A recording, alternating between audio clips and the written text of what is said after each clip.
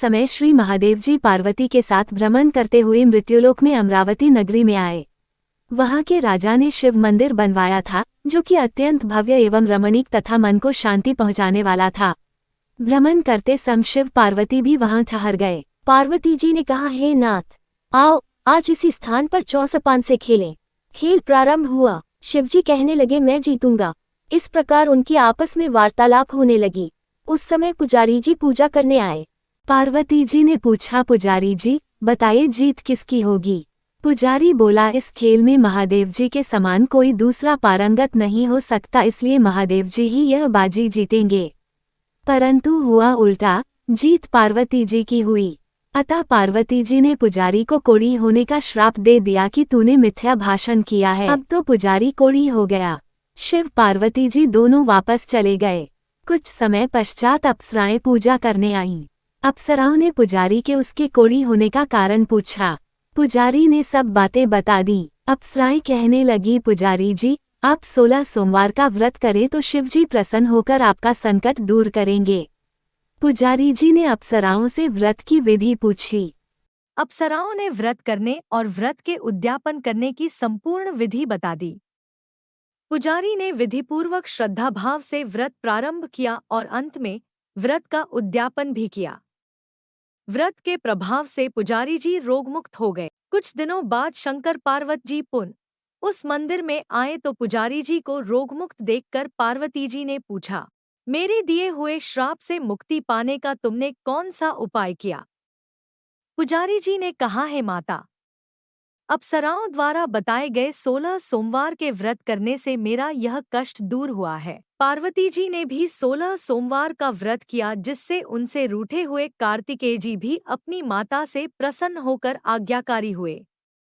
कार्तिकेय जी ने पूछा, है माता, क्या कारण है कि मेरा मन सदा आपके चरणों में लगा रहता है। पार्वती जी ने कार्तिकेय को 16 सोमवार के व्रत का महात्म्य तथा विधि बताई। तब कार्तिकेय जी ने भी इस व्रत को किया तो उनका बिछड़ा हुआ मित्र मिल गया। अब मित्र ने भी इस व्रत को अपने विवाह होने की इच्छा से किया। फलत वह विदेश गया। वहां के राजा की कन्या का स्वयंवर था। राजा ने प्रण किया था कि हथिनी जिस व्यक्ति के गले में वरमाला डाल देगी, उसी के साथ राजकुमारी का विवाह करूंगा। यह ब्राह्मण मित्र भी स्वयंवर देखने की इच्छा से वहां एक ओर जाकर बैठ गया। हथिनी ने इसी ब्राह्मण मित्र को माला पहनाई तो राजा ने बड़ी धूमधाम से अपनी राजकुमारी का विवाह उसके साथ कर दिया। तत्पश्चात दोनों सुखपूर्वक रहने लगे। एक दिन राजकन्या ने पूछा, हे नाथ, आपने कौन सा पुण्य किया जिससे हथिनी ने आपके गले में वरमाला पहनाई। ब्राह्मण पति ने कहा, मैंने कार्तिकेय जी द्वारा बताए अनुसार 16 सोमवार का व्रत पूर्ण विधि विधान सहित श्रद्धा भक्ति से किया, जिसके फल के कारण मुझे तुम्हारे जैसी सौभाग्यशाली पत्नी मिली। अब तो राजकन्या ने भी सत्यपुत्र प्राप्ति के लिए व्रत किया और सर्वगुण संपन्न पुत्र प्राप्त किया। बड़े होकर पुत्र ने भी राज्य प्राप्ति की कामना से 16 सोमवार का व्रत किया। राजा के देवलोक होने पर इसी ब्राह्मण कुमार को राजगद्दी मिली। फिर भी वह इस व्रत को करता रहा।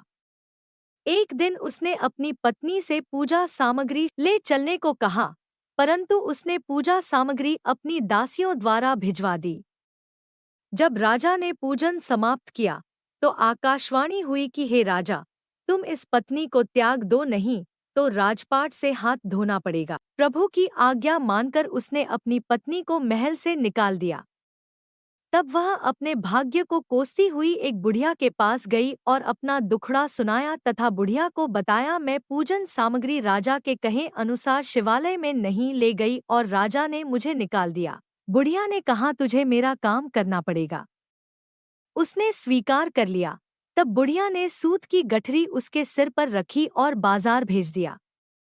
रास्ते में आंधी आई तो सिर पर रखी गठरी उड़ गई। बुढ़िया ने डांटकर उसे भगा दिया। रानी बुढ़िया के यहाँ से चलते चलते एक आश्रम में पहुंची। गुसानी जी उसे देखते ही समझ गए कि यह उच्च घराने की अबला विपत्ति की मारी है। वे उसे धैर्य बंधाते हुए बोले, बेटी तू मेरे आश्रम में रह, किसी प्रकार की चिंता मत कर। रानी आश्रम में रहने लगी, परंतु जिस वस्तु को वह हाथ लगाती वह वस्तु खराब हो जाती।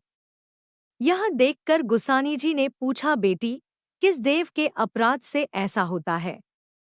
रानी ने बताया कि मैंने अपने पति की आज्ञा का उल्लंघन किया और शिवालय में पूजन के लिए नहीं गई। इससे मुझे घोर कष्ट उठाने पड़ रहे हैं। गुसानी जी ने शिवजी से उसके कुशलक्षेम के लिए प्रार्थना की और कहा, बेटी, तुम 16 सोमवार का व्रत विधि के अनुसार करो। तब रानी ने विधिपूर्वक व्रत पूर्ण किया। व्रत के प्रभाव से राजा को रानी की याद आई और दूतों को उसकी खोज में भेजा। आश्रम में रानी को देख दूतों ने राजा को बताया। तब राजा ने वहां जाकर गुसानी जी से कहा, महाराज, यह मेरी पत्नी है। मैंने इसका परित्याग कर दिया था। कृपया इसे मेरे साथ जाने की आज्ञा दें। शिवजी की कृपा से प्रतिवर्ष 16 सोमवार का व्रत करते हुए वे आनंद से रहने लगे और अंत में शिवलोक को प्राप्त हुए। कथा सुनने के पश्चात शिवजी की आरती जय शिव ओंकारा गाएं। अगर आप भी शिव पार्वती के सच्चे भक्त हैं तो कमेंट्स में ओम नमः शिवाय लिखें और भी लाइक एंड सब्सक्राइब करें। धन्यवाद।